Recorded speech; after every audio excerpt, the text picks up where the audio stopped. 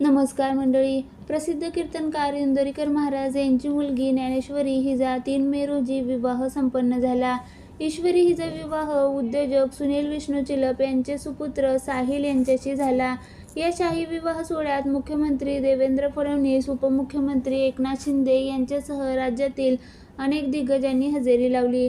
दरम्यान, ज्यावेळी ज्ञानेश्वरी हिचा साखरपुडा झाला होता, त्यावेळी इंदोरीकर महाराजांवर मोठ्या प्रमाणात टीका सहन करावी लागली होती. आता मुलीचा विवाह सोहळा संपन्न झाल्यानंतर इंदोरीकर महाराजांनी लग्नात भाषण करत टीकाकारांना प्रत्युत्तर दिलं. मुलीच्या जशी साखरपुड्याची चर्चा काही काळ चालली, तशी या विवाहाची चर्चा आता दीर्घकाळ चालेल. ज्याची आर्थिक परिस्थिती सक्षम आहे, त्यांनी आपल्या मुलांच्या विवाहात आनंदाने खर्च करावा, अशी प्रतिक्रिया इंदोरीकर महाराजांनी दिली. पाहुण्यांसाठी पारंपरिक सात्विक जेवणाची व्यवस्था केली होती, असं इंदोरीकर महाराज म्हणाले. माझ्या भक्त मंडळाने 90% खर्च केला, असं इंदोरीकर महाराज म्हणाले. लग्नात मी मठ्ठा गुलाबजामुन केले नाही. लग्नामध्ये मराठमोळं आणि सात्विक जेवण होतं.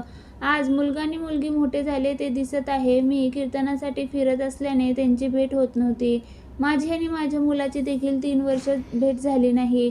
मी विद्यालय चालवतो, 1 रुपया घेत नाही. शाळेत 13 शिक्षक आहे. लग्नानंतर आता प्रश्न विचारला जाईल, एवढा पैसा कुठून आला? माझ्या भक्त मंडळाने 90% खर्च केला आहे. देणाऱ्याने दिला, त्यामुळे ट्रोल करण्याचा कोणालाही अधिकार नाही, असं इंदोरीकर महाराजांनी सांगितलं. एक हठयुग आणि ज्ञानयुग असे 2 युग.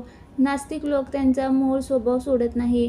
आनंदाने, सामूहिकतेने आणि सात्विक विचारांनी झालेला हा सोहळा आहे. टीका करणाऱ्याने नकारात्मकपेक्षा चांगल्या गोष्टीवर लक्ष द्या, असंही इंदोरीकर महाराज म्हणाले.